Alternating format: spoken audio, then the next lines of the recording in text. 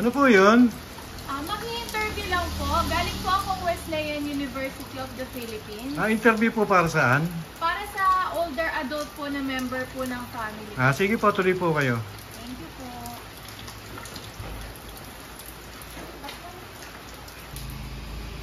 Gandang hapon po. Ang hapon naman.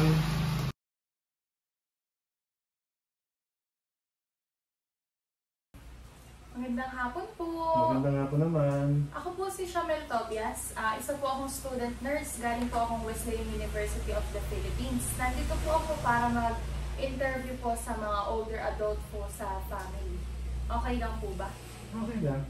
Meron lang po akong mga katanungan tungkol po sa health niyo po dati nung inyo pong kabataan at ngayon po na medyo may edad na po.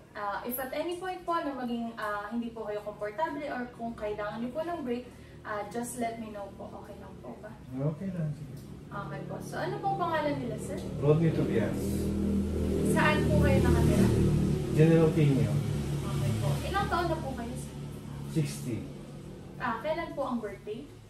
October 5, 1963. Kasal po? Kasal.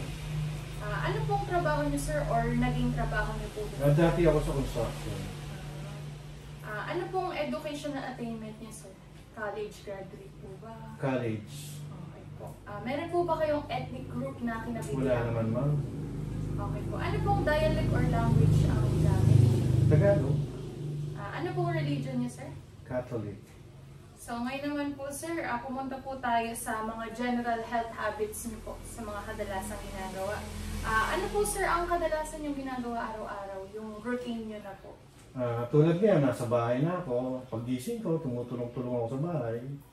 Then, after tumulong sa bahay, then may exercise. Ano po, sir, ang kadalasang oras ng pagising at pagtulog? Usually, nagigising ako 5:30 to 6. Then, natutulog ako from 9:30 siguro hanggang 10 p.m. So, kamusta naman po, sir, ang health niyo overall? Sa ngayon, hindi ko masabing okay kasi mayroon akong gout. Then, tumaas yung cholesterol ko. Ano po, sir, yung nararamdaman niyo po sa gout niyo po? Usually, masakit ang mga daliri. Parang tinutusok-tusok. Then, usually, pagising sa umaga, talagang masakit siya.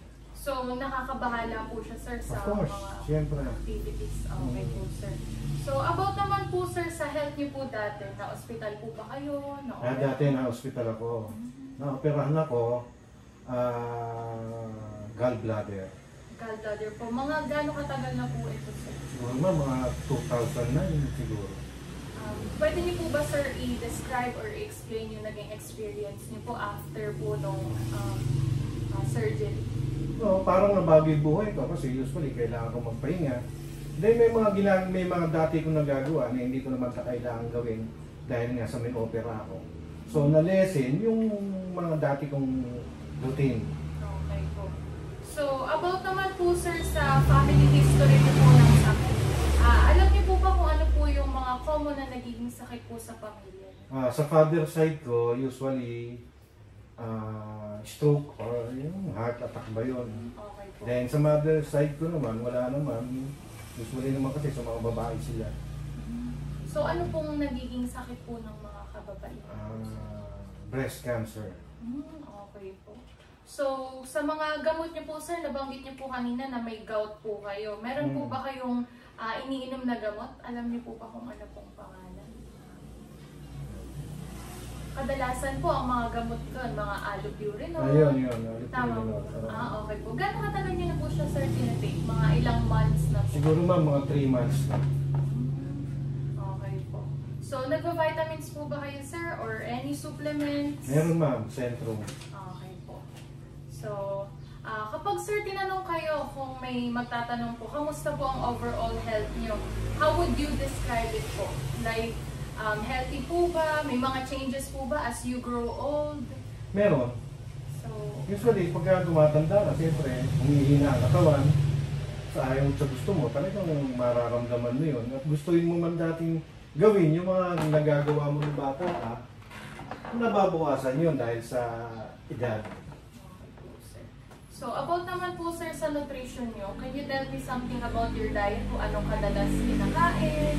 Usually, sometimes my breakfast is rice and bread. But for my lunch and dinner, as a Filipino, we always take rice. Okay po. So, wala naman po kayong allergy sa pagkain? Wala naman, ma'am. So, wala din po kayo napapansin ng mga changes sa appetite or weight loss? Wala naman, okay pa naman. Okay po. So, okay pa naman po ang pagkain, paglunok, pagmuya? Oo, wala ayos pa. Okay po, sir. So, ngayon naman po, sir, sa elimination pattern po ng katawan. So, gaano kadalas po kayo, sir, nadudumi sa isang araw? Usually, siguro twice a day. Okay po. How about yung urination po? Siguro 8 or up to 10 times a day. So, as you grow old, sir, meron po kayo napapansin na changes sa mga elimination? Wala naman. Okay. Okay na pa naman lahat. So, sir, nabanggit niyo po kanina, mahilig po kayo sa mga household chores, mag-exercise. Ano pa pong mga activities ang mga ginagawa niyo? Nagwe-weights po ba? Nagja-jogging? Nagwe-weights ako. Okay po. So, everyday po yan, sir? Not exactly everyday, pero pag may time, I do it everyday. Okay po. So, nakakapagluto pa naman, sir? Kaya pa naman. Nakakakain mag-isa? Kaya pa naman. Okay po. Wala namang problema. So, kamusta naman po, sir, ang tulog? Kompleto pa naman po, 8 to 10 hours a day. Hindi ko masabi kung okay pa eh. Siguro sa edad ko, nababawasan na yung oras ng tulog ko. Usually, siguro 6 hours a day. So, hirap po kayo, sir, matulog? Or... Kadalasan mahirap matulog. Okay po. So, paano niyo po, sir, ma-describe yung memory and yung cognitive ability niyo? Yung pag-iisip, may changes po ba as you grow old? Mga vision, pagdedesisyon? Kung i-rate natin siguro ng 1 to 10, siguro sa ngayon, mga 8, 7 or 8. Okay po. So, nakita niyo po yung changes as you grow old talagang may pagbabago? Ramdam na makakita. Okay po. So, ano po sir ang tingin niyo po sa kakayanan niyo po ngayon? Kaya pa naman po everyday, independent, kaya magluto mag-isa, kumain mag-isa? Kaya. Okay po sir. So, can you tell me something about your relationship na lang po with your friends, family? Okay naman, wala naman ang bago, masaya. Okay po sir. So, still in touch with each other po? Of course we do. Okay po. So, kapag po sir nasa stress kayo or kapag may challenge, paano po yung strategy niyo or ano po yung ginagawa niyo para malampasan ito? Sa tanong mo na yan, usually ang ginagawa ko, pag stress ako, mainit ang ulo, maraming iniisip, i-divert ko sa pag-exercise ko, o kaya magko-computer ako, yun, in that way, nawawala yung init ng ulo ko. Okay po sir. So, last na sir. If someone asks you po, what do you think is the most important aspect of your life po? Ano po yung parang natutunan nyo as you grow old? Healthy living dapat. Iwasan ang bisyo. Okay po. So, sa tingin nyo po sir, kontento naman po kayo how you live your life po? Oo. So, what do you think contented is the best aspect of your life po ngayon na matanda na po kayo? Ano pong tingin niyo pong naging achievement niyo or magiging achievement niyo pa to look forward po as sa ngayon, 3 yung anak ko, 2 na itapos, at yung isa malapit na rin matapos, yung bunso ko. Ang tinitingnan ko na lang ngayon, yung future nila, kung paano ba sila magiging maayos ang buhay nila. Yun na lang. Okay po, sir. So that ends my interview po. Thank you po for having me. Maraming salamat po. Okay, no problem.